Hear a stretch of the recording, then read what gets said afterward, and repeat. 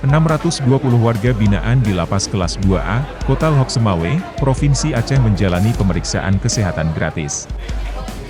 Petugas juga melakukan tes narkoba, tes HIV dan juga memberikan vaksinasi COVID-19 bagi napi yang belum divaksin.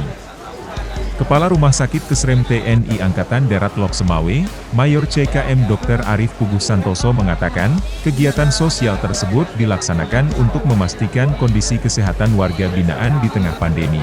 Baksos ini diharapkan sangat bermanfaat bagi para penghuni lapas, sehingga para penghuni lapas mendapatkan derajat kesehatan yang sama dengan yang di luar lapas.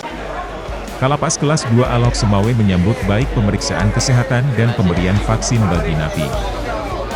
Sejauh ini pihak lapas masih membatasi kunjungan bertamu bagi keluarga napi untuk mencegah penyebaran COVID-19.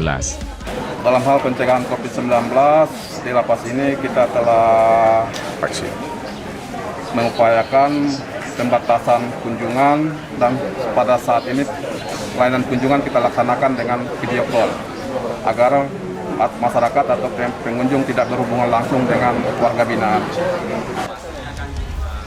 Dari hasil pemeriksaan kesehatan, tidak ditemukan kasus positif COVID-19 di Lapas Lok Sumawe. Pengecekan kesehatan akan terus dilakukan terhadap warga binaan di tengah pandemi. Dari Lok Sumawe, tim liputan Aceh Video melaporkan.